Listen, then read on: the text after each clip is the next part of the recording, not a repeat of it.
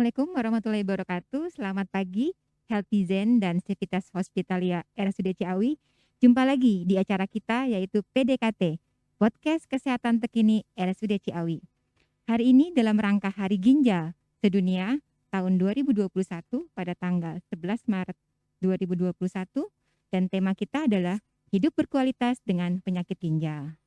Baik, pada pagi hari ini kita sudah kedatangan tamu yaitu ada dua narasumber kita, Dr.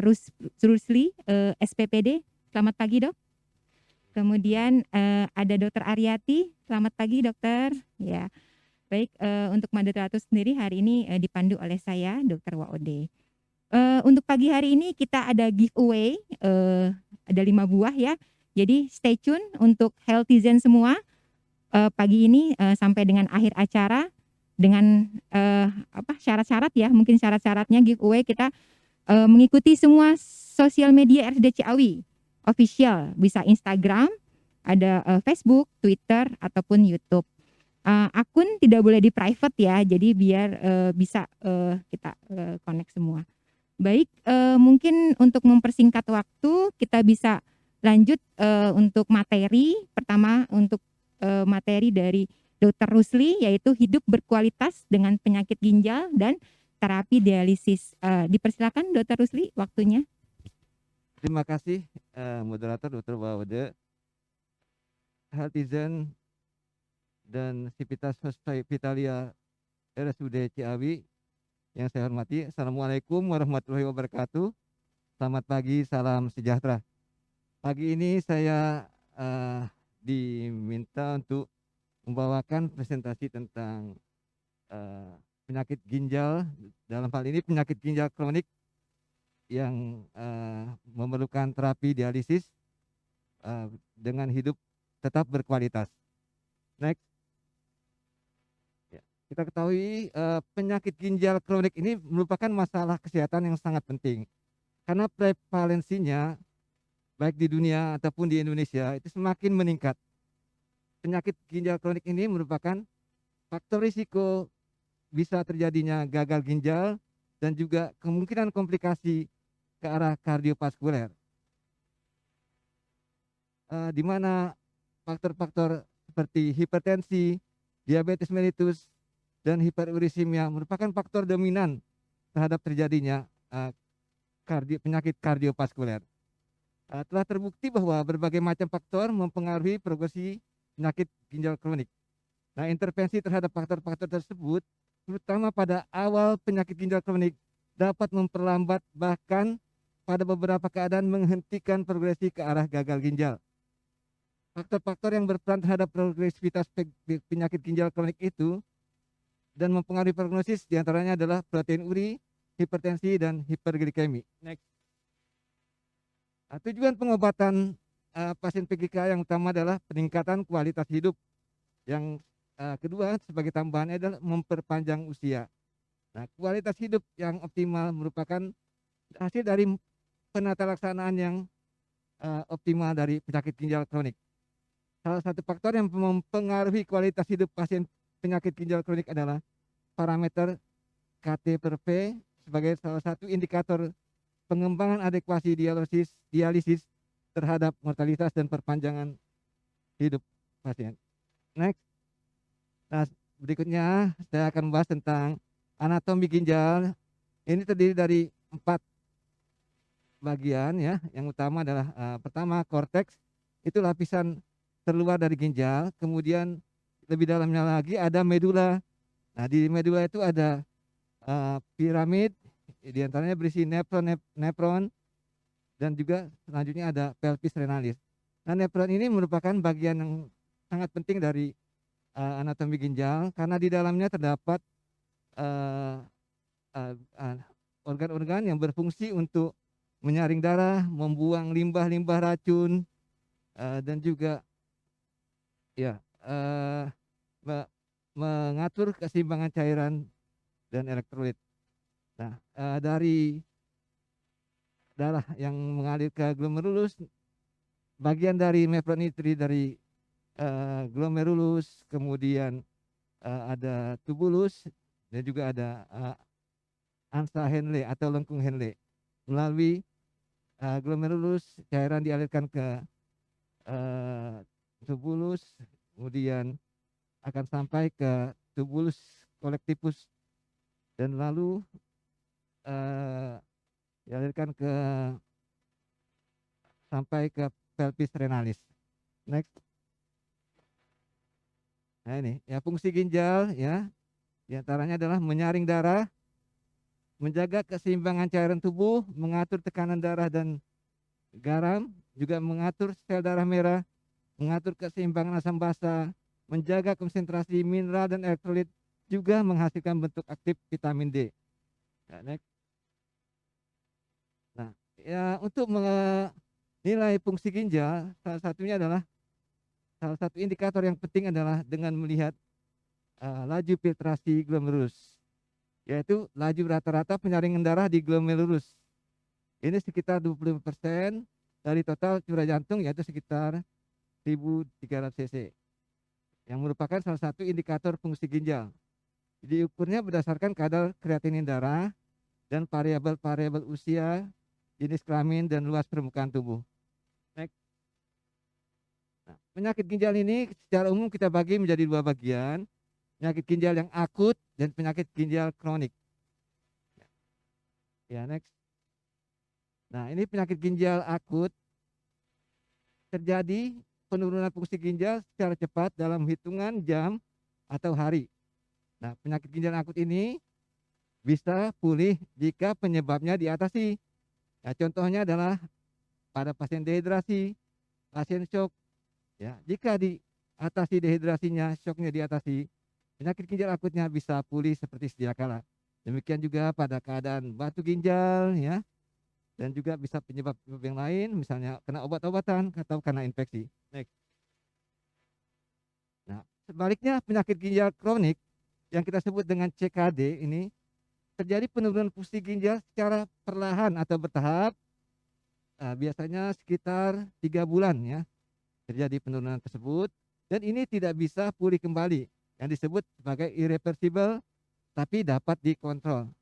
Nah, ini bisa kita lihat gambaran ya penyakit ginjal kronik, di mana ginjal yang normal dan ginjal yang sehat ya sini secara ukurannya ya, dan juga pada penyakit ginjal kronik akan mengecil dan permukaannya juga lebih granular ya, fungsinya menurun, ukuran lebih kecil, dan juga dapat terjadi peninggian protein di urin.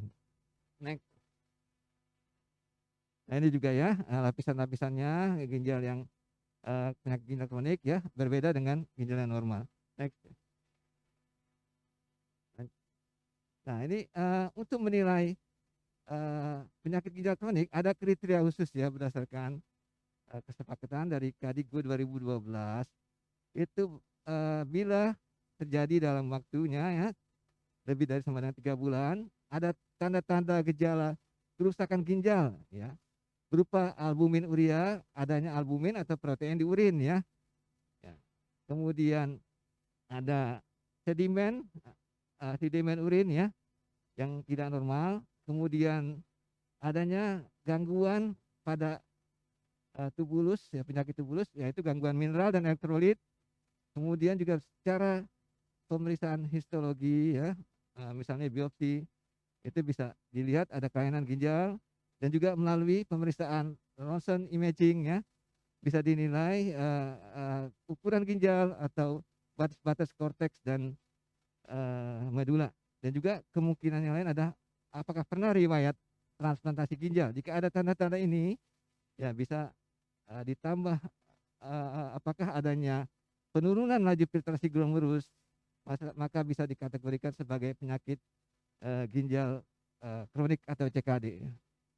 Ya, next.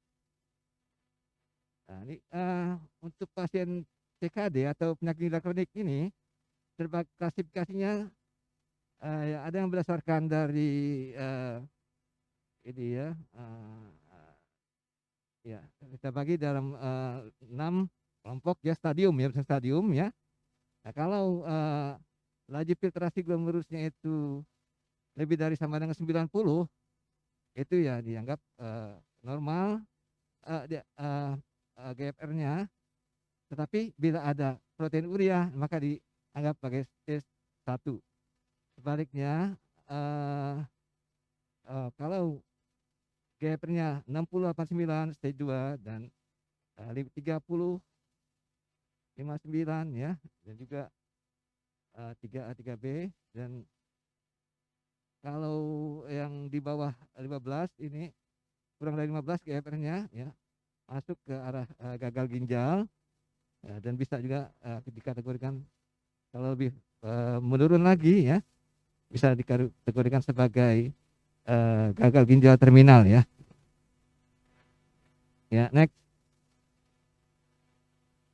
Ya, ini ya stagingnya ya, untuk pasien-pasien sesuai staging, maka langkah-langkahnya adalah untuk yang staging tadi ya, yang belum beresiko, kita screening faktor-faktor risiko terhadap penyakit ginjal kronik. Kemudian pasien-pasien dengan stadium 1 kita lakukan diagnosis dan terapi.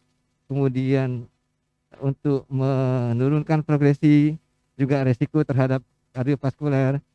Untuk stadium 2 ya, kita juga mengestimasi ke arah progresi, dan juga demikian juga untuk pasien stadium 3A, evaluasi komplikasi dan juga pengobatan ya. Juga 3B, komplikasi dan pengobatan. Dan di sini pada stadium 3B inilah kita memulai inisiasi ya, untuk mengedukasi pasien untuk menuju ke arah terapi pengganti ginjal ya. Demikian juga pada stadium 4 ini sudah mulai dipersiapkan kemungkinan untuk terapi pengganti ginjal. Sementara untuk stadium 5 ya sudah bisa dimulai terapi pengganti ginjal. Next ya.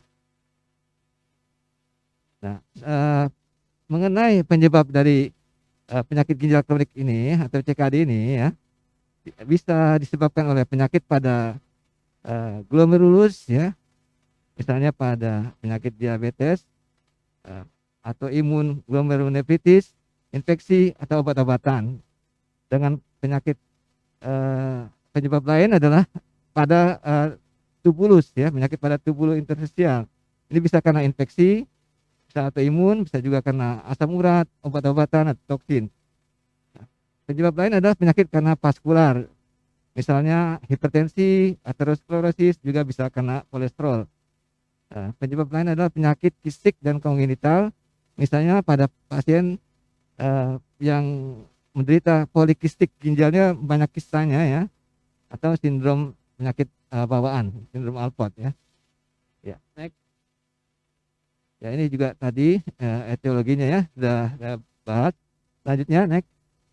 Nah, manifestasi dari CKD ini bisa mengenai berbagai organ, hampir seluruh tubuh ya, bisa di sekitar pencernaan ya, gejalanya ya, bisa juga di pernapasan, bisa di ginjal sendiri ya, bisa juga di kulit ya, timbul gatal-gatal ya, dan juga di kardiovaskuler, hipertensi, iskemi ya. Juga bisa di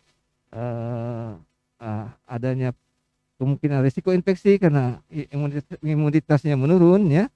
Juga bisa ke hematologi, misalnya timbul terjadi anemia ya, dan juga di saraf ya, gangguan sarapan, neuropati ya. Kalau di intestinal atau di lambung atau di usus ya, bisa timbul mual muntah yang disebut sindrom uremikum ya, gastropati karena uremikum ya. Jadi pasien datang bisa dengan keluhan mual muntah, diduga karena penyakit lambung biasa, ternyata pas diperiksa kadar ureum kreatininnya sangat tinggi ya, HB-nya juga rendah ya, maka ini diduga adalah karena penyakit ginjal kronik, dalam hal ini CKD. Waktunya 1 menit lagi ya dok. Nah, ini selanjutnya ya, untuk mendiagnosis ini bisa dari pemeriksaan darah. Next. Nah, komplikasinya ya bermacam-macam, bisa hiperkalemi, ini yang ditakuti karena bisa menyerang jantung ya. Hiperkalemi bisa menyebabkan fibrilasi ventrikel atau serangan jantung mendadak. Nah, komplikasi yang lain bisa anemia yang berat, gangguan koagulopati ya, dan kalsium hipokalsemia rendah ya, kalsium rendah ya, dan juga bisa hipertensi yang sangat tinggi atau bisa yang berat lagi gagal jantung ya. Selanjutnya Maaf dok, waktunya sudah habis. ya ini terapi konservatif untuk CKD, bisa terapi konservatif, bisa terapi pengganti ginjal. Terapi pengganti ginjal itu bisa dialisis ya, hemodialisis, kemudian peritoneal dialisis ataupun transplantasi ginjal. Nah, diharapkan dengan terapi ini sudah terbukti bahwa terapi pengganti ginjal ini bisa memperbaiki ke arah kualitas hidup pasien. Demikian presentasi saya. Lebih kurangnya saya minta maaf, mohon maaf pada moderator karena waktunya juga agak lebih nih ya. Ya, terima kasih. Assalamualaikum warahmatullahi wabarakatuh. Selamat pagi, salam sejahtera. Terima kasih Dr. Lusri untuk penjelasannya ya, dari mulai fungsi ginjal dan lain-lain sampai dengan terapi dialisis. Mungkin selanjutnya kita mau tahu nih gimana pelayanan hemodialisa ya di Ciawi. Nah, ini mungkin bisa dijelaskan oleh Dr. Aryati bagaimana pelayanan hemodialisa di RSUD Ciawi, Dok. Dipersilakan. Baik, terima kasih Dr. Waode. Selamat pagi, salam sejahtera, healthy dan Civitas Hospitalia RSUD Ciawi. Pagi ini saya akan memperkenalkan profil instalasi hemodialisa dalam rangka peringatan Hari Ginjal Sedunia dengan tema hidup berkualitas untuk orang dengan penyakit ginjal. Hari Ginjal ini diperingatin setiap Kamis kedua di bulan Maret, yang pada tahun ini jatuh pada tanggal 11 Maret. Next. Jadi tadi sudah dijelaskan oleh Dr. Rusli mengenai penyakit ginjal itu apa, karena tak kenal maka tak sayang ya. Jadi untuk hidup supaya lebih berkualitas artinya bisa bersosialisasi seperti biasa, bekerja seperti biasa. Selain dukungan keluarga juga penting, kita menawarkan salah satu solusi untuk menggantikan fungsi ginjal. Sebenarnya terapi pengganti ginjal itu ada 3 macam, yaitu yang pertama peritoneal dialisis (CAPD), hemodialisis itu menggantikan fungsi tadi dijelaskan Dr. Rusli, fungsinya salah satu adalah ekresi, mengeluarkan racun dan kelebihan cairan. Lalu ada satu lagi yang terbaik itu cangkok ginjal, karena selain fungsi ekskresi juga fungsi-fungsi lain seperti menghasilkan hormon pengatur darah, menghasilkan hormon untuk produksi sel darah merah itu bisa tercukupi dengan ginjal baru, cangkok ginjal. Nah, di rumah sakit Ciawi ini baru ada hemodialisa ya, terapi pengganti ginjal yang orang awam bilang cuci darah. Mungkin serem ya kalau bilang cuci darah. Sebenarnya bukan cuci pakai rinso gitu ya. Sebenarnya itu dibersihkan darahnya, diambil racun-racunnya lalu dialirkan kembali ke tubuh pasien. Setiap metode punya keunggulan masing-masing. Jadi sebaiknya didiskusikan bersama dengan pasien, keluarga dan dokter. Next. Jadi proses cuci darah itu ya membersihkan darah melalui proses-proses penyaringan di luar tubuh pasien. Jadi melalui selang seperti selang infus dialirkan di tabung seperti tabung itu ya itu buat menyaring, mengambil racun-racunnya. Setelah bersih dialirkan kembali melalui selang ke pasien. Jadi menggantikan fungsi ginjal dalam fungsi ekskresi, buang sia-sia metabolisme tubuh, kelebihan cairan. Jadi dilakukannya memerlukan mesin hemodialisis. Dilakukannya di rumah sakit, instalasi hemodialisis. Next. Instalasi hemodialisis RSUD Ciawi sudah ada sejak tanggal 11 Januari 2011, melayani pasien BPJS juga pasien umum. Jadi yang kita layani adalah pasien dengan gagal ginjal kronik ya, jadi cuci darah rutin. Tadi yang GFR-nya kurang dari 15, jadi digantikan fungsi ginjalnya dengan mesin ya. Lalu hemodialisis akut untuk pasien gagal ginjal akut seperti yang keracunan, perlu cairan atau keadaan-keadaan lain yang memerlukan terapi hemodialisis. Next. Ruangan hemodialisis sebenarnya sejak masa pandemi ini bertambah, jadi ada ruang untuk HD isolasi COVID ya. karena 30% pasien COVID itu kadangkala jatuh ke gagal ginjal. Jadi kita melengkapi dengan 2 mesin di ruang isolasi COVID. Kalau yang reguler kita punya 16 mesin, 14 mesin untuk pasien yang rutin cuci darah seminggu 2 kali atau 3 kali ya.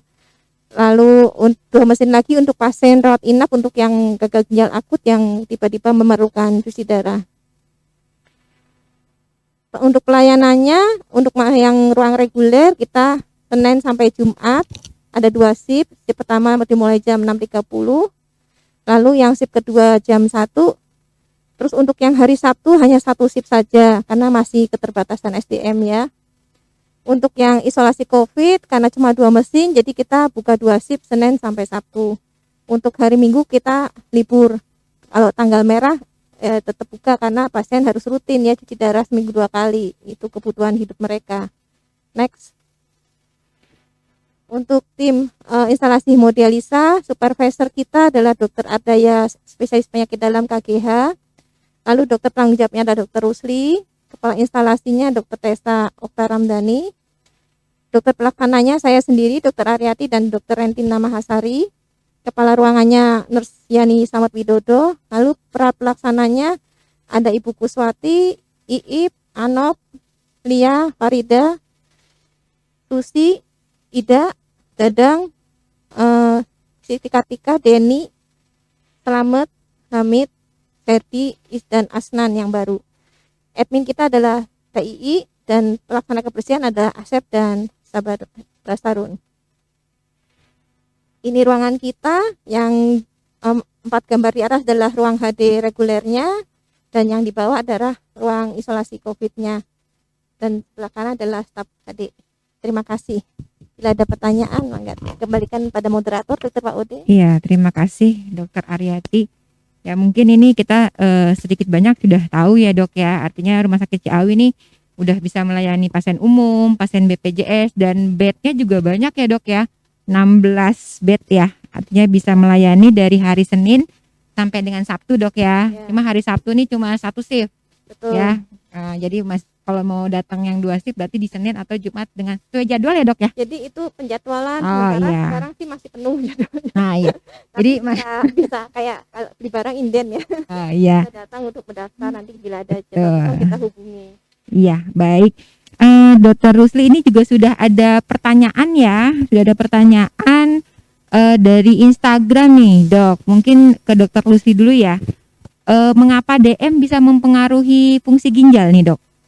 Ada pertanyaan dari Putri Iskandar. Ada 3 pertanyaan sebenarnya, Dok. DM mempengaruhi fungsi ginjal itu kenapa, Dok? Kemudian kalau tekanan darah tuh perlu mendapat perhatian ekstra nggak sih, Dok? Ya, pertanyaan nomor 3-nya. Kalau untuk ISK nih Dok, infeksi saluran kencing itu kenapa bisa mengganggu kinerja ginjal, Dokter Rusli? Mungkin bisa dijawab Dok? Ya, terima kasih atas pertanyaannya. Ya, kita ketahui bahwa pada diabetes mellitus itu terjadi hiperglikemia ya, dan juga resistensi insulin ya. Ya, hiperglikemia itu ya akan mempengaruhi ini juga ya, kerja dari glomerulus ya. Juga bisa terjadi nefropati diabetik ya. Jadi gangguan ginjal karena diabetes ya, sehingga fungsi ginjal bisa menurun dan bisa terjadi nefropati diabetik ya. Kemudian tekanan darah perlu mendapat perhatian ekstra ya. Iya, karena kalau tekanan darah yang tinggi itu kan akan mengganggu juga ya kerja jantung ya. Darah jantung jadi terganggu ya, dan juga bisa terjadi aterosklerosis ya. Ya, jadi perlu perhatian ekstra karena dengan mengatur tekanan darah yang terkontrol, stabil ya, itu kerja organ ya, termasuk jantung, ginjal akan stabil juga. Tapi kalau tekanan darahnya terlalu tinggi ya, jantung kerjanya berat, di ginjal juga ya terganggu ya fungsinya ya, fungsi aliran darahnya ya, sehingga lambat tahun fungsi ginjal juga bisa menurun ya. Jadi oleh karena itu di samping itu juga tekanan darah tinggi bisa berkomplikasi ke berbagai organ yang lain ya. Misalnya ke otak, bisa terjadi iskemia atau perdarahan di pembuluh darah otak ya, bisa kena stroke ya.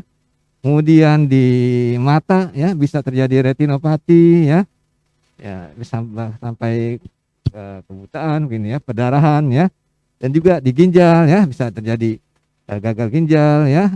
Kemudian pada saraf-saraf ya bisa juga ya, bisa terjadi ya efek ada baik diabetes atau tekanan darah ya, yang tinggi. Berarti mungkin banyak ya dok ya, pengaruhnya tuh hampir di seluruh organ dok ya tadi ya. Hampir seluruh organ DM ya. dan hipertensi itu bisa hampir seluruh organ ya. Kemudian mengenai ISK-nya ya tergantung ya ISK-nya ya. Kalau ISK-nya ringan ya, gitu ya. Ya mungkin belum sampai, atau ISK itu kan bisa di ginjal atau di salurannya di ureter ya, atau di kandung kemih ya. Mungkin kalau hanya sistitis ringan ya, itu ya, belum sampai mengganggu ke kinerja ginjal ya. Hanya terbatas infeksi di bagian ginjal saja ya, di bagian yang terkena infeksi, misalnya di kandung kemih saja ya. Kemudian bila kita obati ISK-nya ya sembuh, ISK-nya ya sudah, fungsi ginjal tidak terganggu sama sekali. Demikian mudah-mudahan dari Putri Ya, Lail, Putri iya. Putri Iskandar dok. Putri Iskandar Iya. ya, bisa. Baik dok, berarti belum tentu ya dok ya ISK itu apa namanya udah pasti cuci darah, itu tergantung derajatnya atau tergantung keparahannya ya dok ya, seperti itu. Nah ini mungkin juga kalau misalnya kita nih dok, nah ini apakah harus terus menerus nih seumur hidup nih, kan pekerjaan dan jadi banyak tiap hari. Cuci darahnya mungkin tiap hari, mungkin orangnya itu terus ya biasanya kan gitu. Nah itu apa harus terus menerus gitu? Ya jadi indikasi cuci darah itu sebenarnya tidak hanya pada penyakit ginjal ya, atau penyakit ginjal kronik ya. Bisa juga pada penyakit ginjal akut ya, gagal ginjal akut ya. Nah pada pasien gagal ginjal akut itu kan reversible ya, artinya bisa balik pulih lagi kembali ya. Jadi cuci darahnya tidak perlu seumur hidup. Kalau sudah fungsi ginjal sudah membaik kembali ya sudah ya. Demikian juga pada pasien yang keracunan ya. Nah, misalnya etanol, keracunan etanol itu kalau sangat berat ya, terapinya salah satunya adalah dengan cuci darah. Nah kalau sudah diobati, sudah membaik kembali fungsi ginjalnya, itu tidak perlu cuci darah lagi. Nah lain halnya dengan penderita CKD ya. Kalau CKD itu memang fungsi ginjalnya itu sudah rusak ya, sudah sangat terganggu dan irreversible ya. Ya memang umumnya itu harus cuci darah terus menerus. Dengan cuci darah itu ginjal yang tidak bisa membuang racun ya, bisa menstabilkan cairan ya, sehingga tidak timbul komplikasi cairan yang menumpuk atau racun-racun yang menumpuk ya, yang berakibat bisa terjadi gangguan kesadaran atau gatal-gatal atau hipertensi yang tidak terkontrol ya. Jadi memang sebaiknya kalau untuk penderita CKD itu memerlukan terapi ginjal yang teratur ya, continue ya. Demikian, ya kalau dokter Like nih yang udah bertugas berapa tahun dok bertugas di hemodialisa nih dok? 6 tahun. 6 tahun ya. Nah itu kalau dari pasien-pasien biasanya udah pada kenal-kenal nih dok ya. Nah itu dari tadi kan terusnya bilang ada yang akut, ada yang kronik. Berapa persen sih yang akut yang dokter Like tangani, yang cuma berapa kali cuci darah terus selesai, atau yang kronis, yang itu perbandingannya dok antara akut sama kronik berapa banyak dok? Ada banyak sih ya, 10-20% lah yang akut bisa kembali lagi ke normal ya. Jadi bisa kembali lagi dok ya? Ya. Kalau yang udah gagal ginjal kroniknya udah lama, untuk kemungkinan sembuh kembali ya memang susah. Tapi jangan takut, cuci darah itu untuk memperbaiki kualitas hidupnya gitu ya. Jadi jangan ada mitos, oh cuci darah mah umurnya bakalan pendek. Enggak, dari awal kita HD baru buka masih ada kok yang bertahan. Bahkan di rumah sakit lain yang sudah lama 25-30 tahun juga masih bertahan, asal dikelola dengan baik ya, cuci darah rutin dan sesuai harus jadwal ya rajin ya dok ya, jangan ya suka ada yang absen nggak tuh dok? Ada.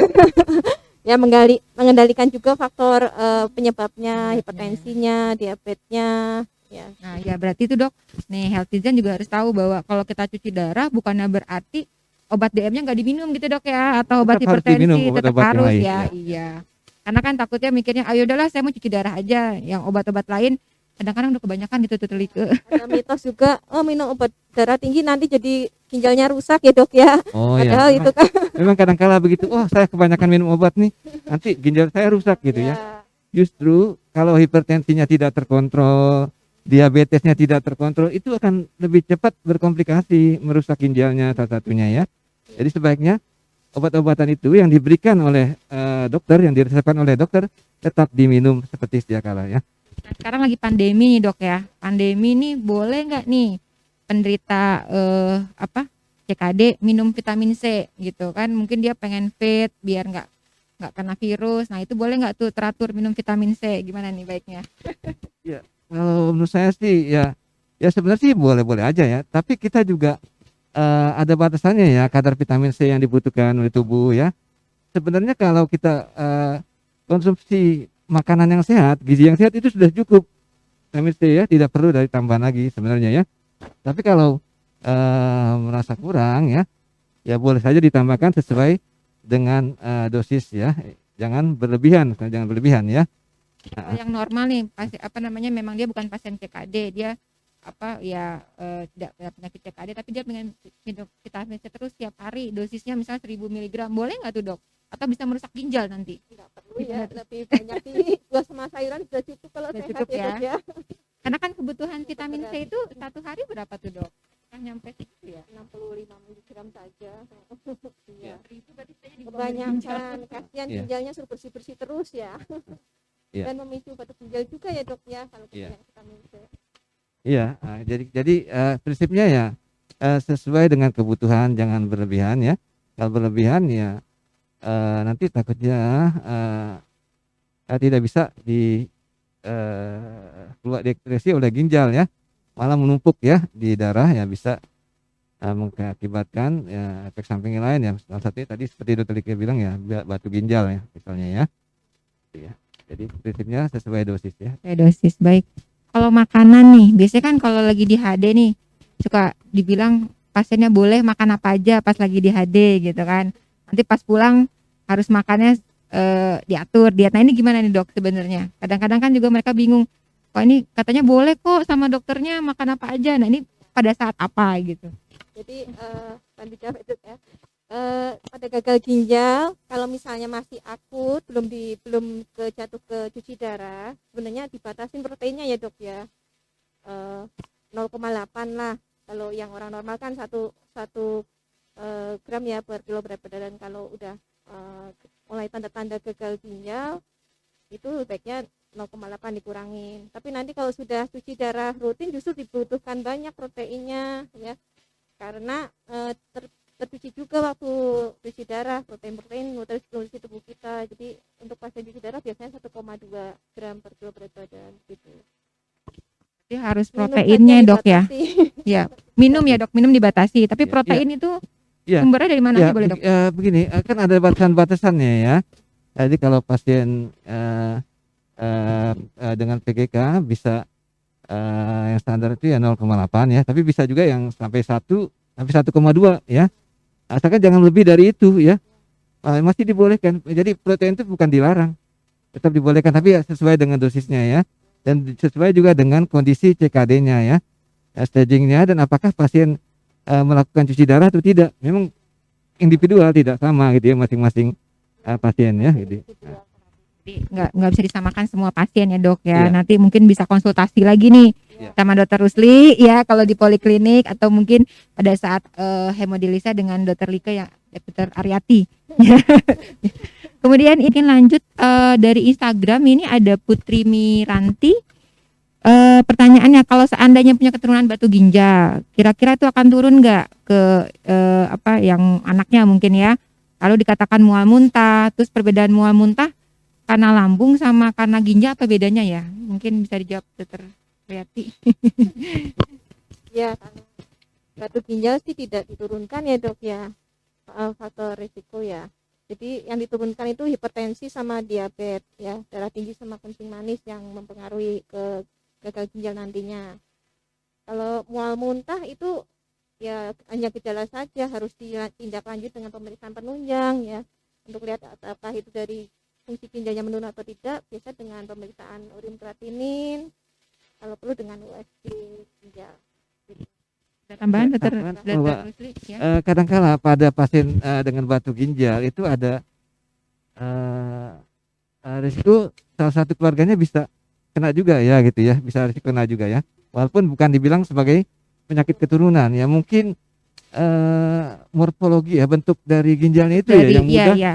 yang mudah Ya, untuk nanti terbentuknya batu gitu dok ya. mudah batunya tersangkut di situ ya.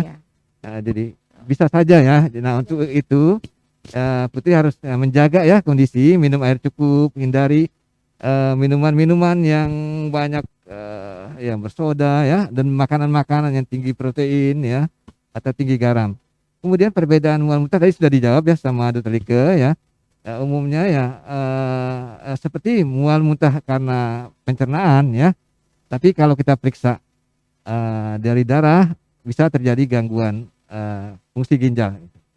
Ya, baik. Mungkin nanti Mbak Putri kalau pengen tahu lebih lanjut bisa konsultasi lagi ya, karena memang kalau cuma karena baik keluhan saja kita tidak bisa membedakan ya. Kalau misalnya pemeriksaan penunjang nanti mungkin bisa kelihatan. Baik, untuk dari Instagram lagi nih, dari Silvianti Arvin 92. Nah, apa benar salah satu penyebab gagal ginjal itu karena sering minum obat anti nyeri? Ya, contohnya paracetamol gitu. Kalau misalnya sering sakit pinggang sebelah kiri itu kenapa ya, Dok ya? Iya, ini pertanyaan dari Silvianti Arifin ya. Terima kasih ya. Ya, memang salah satu penyebab atau faktor risiko adanya gangguan ginjal, penyakit ginjal ya, itu bisa dari obat-obatan ya. Obat-obatannya diantaranya ada NSAID yang termasuk obat anti nyeri ya. Ya, bisa disebabkan oleh obat anti nyeri ya. Itu juga untuk pemakaian yang terus-menerus di jangka panjang. Tapi kalau hanya memakai obat anti nyeri yang diberikan oleh dokter sekali itu saja, itu tidak ya. Jadi jangan takut kalau memang dari dokternya Anda terukur sakit ya, Dok ya. lalu dikasih dokter, obat anti nyeri iya, terus takut, jangan ya. Kalau Tetap dikasih sama minum. dokter Ariati ya nggak masalah ya, karena memang sudah sudah ada takarannya seperti itu. Lalu Itu pertanyaan nyeri kedua, pinggang, sakit pinggang sebelah kiri. Nah itu harus dilihat ya, sakit pinggang itu bisa karena ototnya, belum tentu karena ginjal ya. Misalnya salah posisi waktu duduknya ya, waktu ngangkat barang ya, atau bisa juga karena pengaruh tulang ya, ada tulang yang retak, misalnya Anda jatuh dari motor ya, mohon maaf ya, bisa ada yang jatuh dari motor ya, terus tulangnya retak, bisa juga nyeri ya, atau bisa juga itu di situ ada limpa, apakah ada gangguan limpa ya, belum tentu karena ginjalnya, yang lain juga banyak bisa faktor ya, Dok, karena ya. gangguan Banyak ginjal, faktor. misalnya ada batu ginjal. Nah untuk pastinya Anda harus ke dokter biar diperiksa lebih lanjut, ya mungkin bisa di ultrasound ya, Di USG ya, Dok ya. USG ya. Baik, juga mungkin ini juga ya, kalau misalnya minum yang anti nyeri kadang-kadang yang di warung-warung itu dokter Ariati kan mungkin itu campurannya bukan jamu asli ya. Kadang-kadang minum jamu ternyata isinya kortikosteroid gitu. Nah, itu akhirnya kan bisa menyebabkan ke ginjal ya, Dok Bisa. ya. Nah, Seperti bisa, ya. itu. Jamu obat-obatan bisa salah Iya, satu. jamunya bukan jamu gendong, Dok. Oh, Biasanya jamu yang di warung-warung nggak jelas gitu jamu gendong kadang-kadang. enak juga ini. Oh, jamu gendong yang asli ya, Dok ya. Baik, mungkin selanjutnya dari Tion Elvina di Instagram nih. Apakah diabetes bisa mempengaruhi gagal ginjal? Nah, uriumnya 129 nih, Dok. Kreatininnya 6,86. Ini apakah harus cuci darah ya, Dok ya? Ya, tadi kan sudah kita katakan bahwa diabetes bisa mempengaruhi gagal ginjal, bahkan bisa memperberat kalau diabetesnya tidak terkontrol. Nah, mengenai urium 129, kreatinin 6,86, ini juga harus dilihat ya, apakah ini dicek ya, nanti diukur.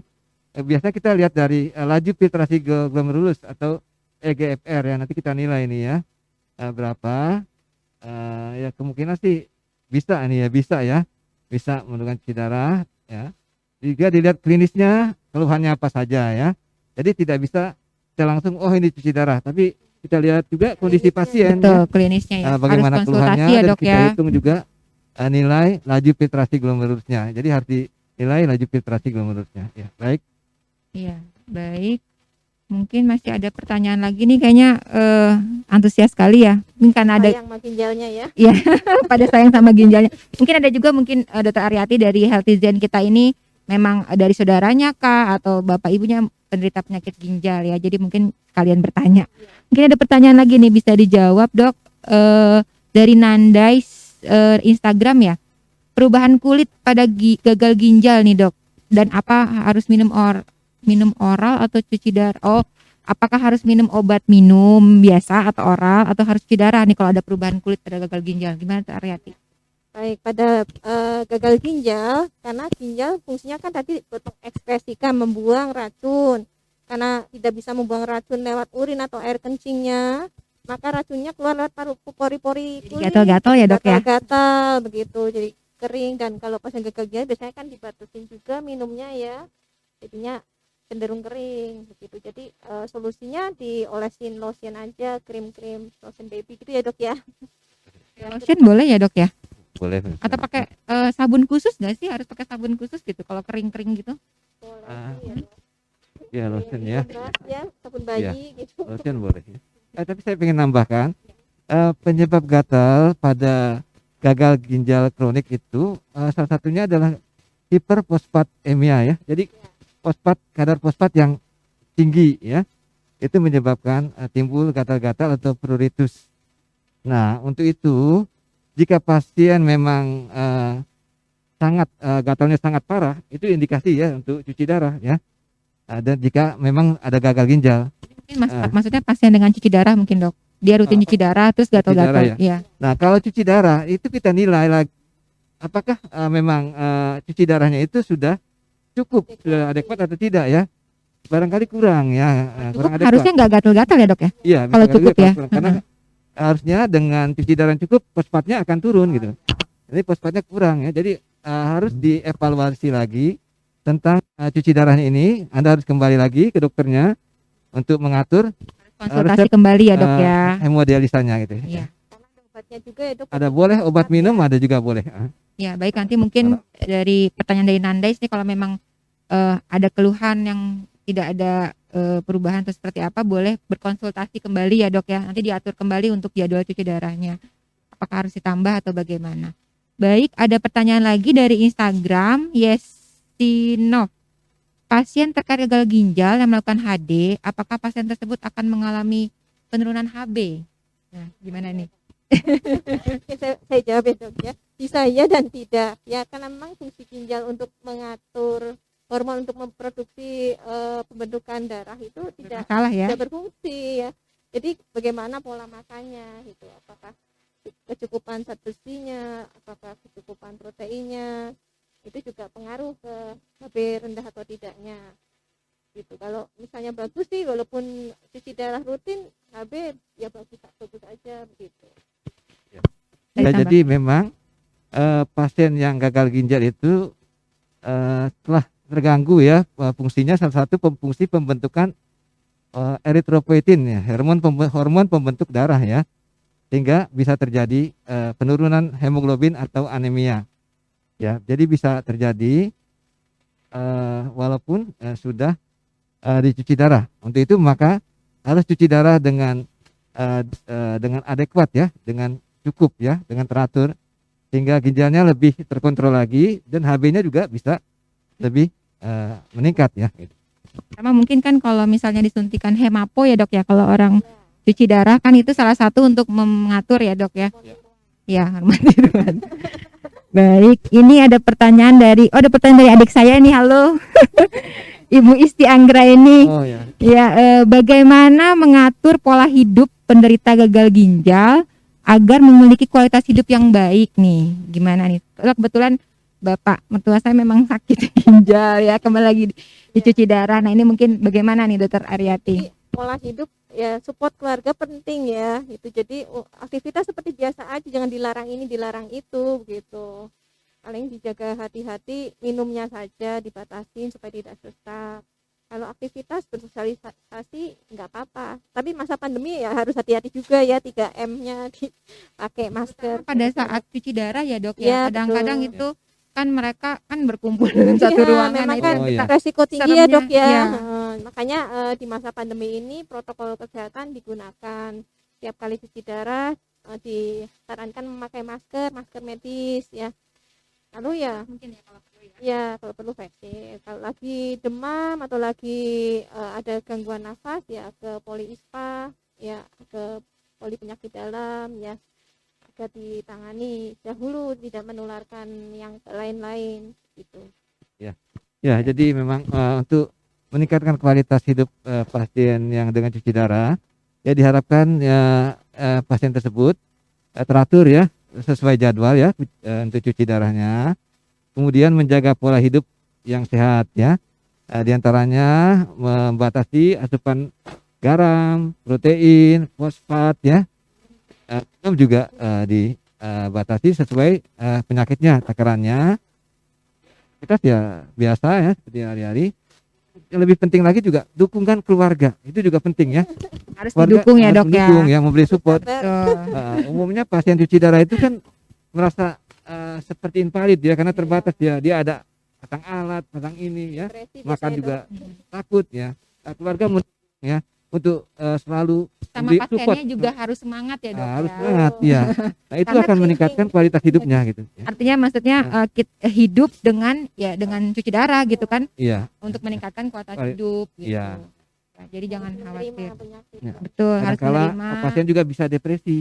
Ya. Waktu itu dari keluarga, lingkungan harus Harus mendukung ya. support ya dok ya. Iya. Nah Baik. sekarang ini kan sesuai dengan Hari Ginjal Sedunia ini temanya kan ini keikutsertaan pasien itu sendiri. Jadi Nah. partisipasi pasien itu sendiri. Baiknya pasien dan dokter dengan perawat itu saling aktif gitu ya, Ya. saling Jadi satu tim lah ya kita. tim. Jadi pasien bisa menanyakan kalau dia tidak tahu ya bagaimana untuk cuci darahnya ya, bagaimana untuk mengganti akses di darah, membersihkannya, itu bisa langsung ya menghubungi ke perawat atau dokternya gitu. Ya. Baik, mungkin ada pertanyaan kembali dok dari Instagram dari Lia Zenia. Pada kasus seperti apa ya dok ya, orang dengan gagal ginjal itu sudah tidak bisa cuci darah lagi nih. Nah, ini gimana nih ininya? Ya tadi seperti yang saya bilang, ini kan gagal ginjalnya tidak dijelaskan kronik atau akut ya. Ah, ya. Kalau gagal ginjalnya karena akut ya, karena obat-obatan, karena racun ya, atau karena infeksi ya, yang bisa di reversible, itu pulih kembali, ya sudah membaik fungsi ginjalnya, ya sudah berhenti ya. Tapi yang kronik umumnya continue ya, terus menerus ya. Baik, masih adakah pertanyaan kembali?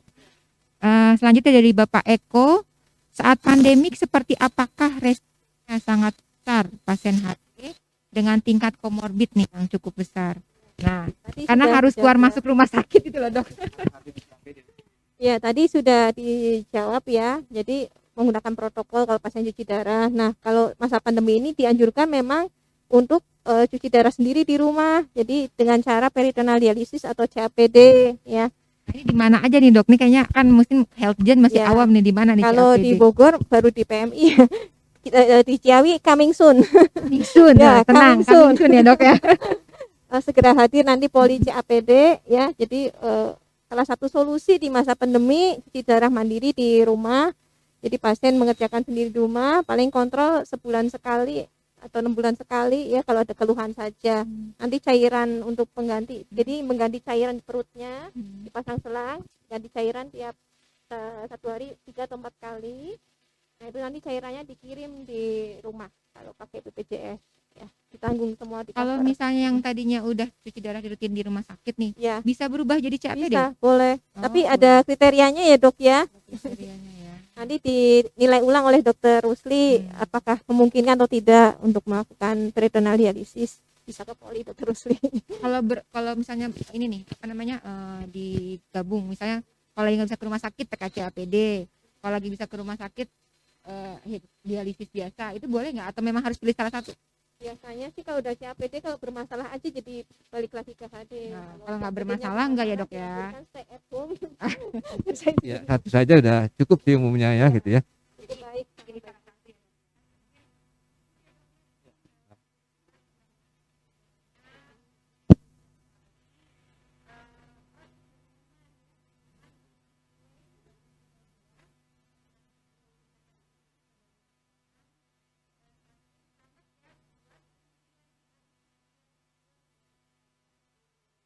Selamat kepada Silvianti Arifin yang mendapat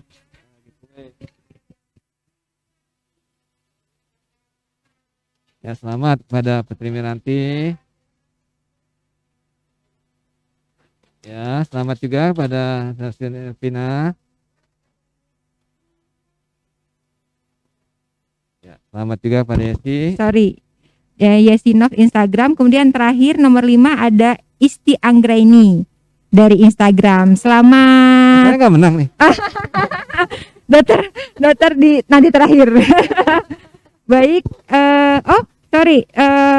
Koreksi untuk Isti Anggraini via Zoom ya. Ini pemenangnya, jadi ada 5 orang. Nanti pemenang akan dihubungi ya. Ya, jadi stay tune, nanti akan dihubungi lewat di DM sama panitia kita. Kemudian nanti akan diberikan giveaway menarik dari RSUD Ciawi. Oke, terima kasih. Kemudian apa nih pesan terakhir, bukan pesan terakhir ya, apa yang harus inikan oleh teman-teman Healthizen ini terkait dengan gagal ginjal ini, Dok? Mungkin dari Dr. Rusli dulu. Ya, baik. Terima kasih ya Pak Healthizen yang telah mengikuti acara kami ya dari RSUD Ciawi ya. Baik, saya sarankan untuk mengikuti acara-acara lain nanti berikutnya ya di podcast kami itu.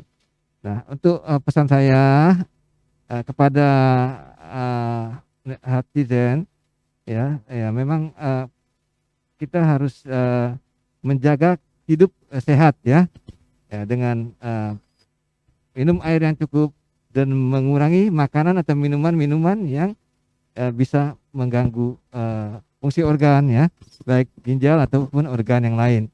Dan juga kita harus mengontrol jika ada penyakit-penyakit, jangan segan untuk berobat ya, mengobati, karena kalau sudah memberat bisa berkomplikasi ke ginjal. Kemudian kalau dokter memberikan obat, sebaiknya sarannya diikuti sesuai dengan dosis yang dianjurkan oleh dokter. Itu, terima kasih. Baik, terima kasih. Mungkin di Dr. Aryati ada pesan-pesan. Ya, terima kasih Healthizen dan Civitas Hospitalia RSUD Ciawi.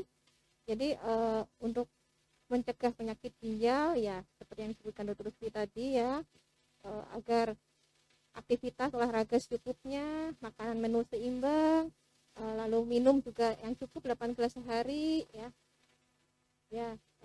Untuk pasien PKD juga dibatasi minumnya, kontrol darah tingginya, kontrol diabetesnya.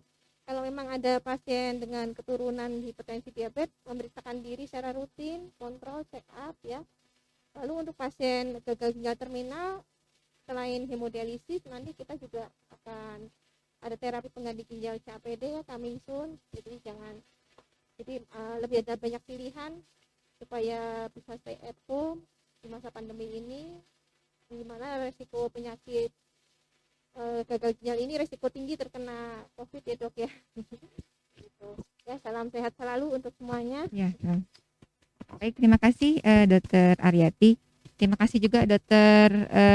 Rusli yang sudah bisa bergabung dengan kita hari ini. Dr. Aryati, sehat-sehat terus ya, Dok ya. Terima kasih juga untuk pada Healthizen yang sudah bergabung di acara kita PDKT hari ini. Mungkin jadwal polinya Dr. Rusli hari apa, Dokter? Siapa tahu ada yang mau konsultasi. Senin, Selasa, Kamis ya. Senin, Selasa, Kamis jam berapa, Dok? Jam 11-an gitu. Jam 11 ya. Jadi kalau misalnya ada yang mau ketemu sama Dr. Rusli, silakan datang di Senin, Selasa, Kamis, Dok ya. Baik, terima kasih telah bergabung di acara PDKT hari ini. Jangan lupa ya ikuti terus acara PDKT di edukasi selanjutnya dengan follow, like, dan subscribe, share sosmed RSUD Ciawi. Instagramnya RSUD Ciawi _official, Facebooknya RSUD Ciawi, Twitter RSUD Ciawi.official, dan di YouTube kami di RSUD Ciawi. Baik, terima kasih untuk semuanya para narasumber hari ini dan Healthizen kita yang luar biasa dan Civitas Hospitalia RSUD Ciawi. Terima kasih. Wassalamualaikum warahmatullahi wabarakatuh. Selamat siang.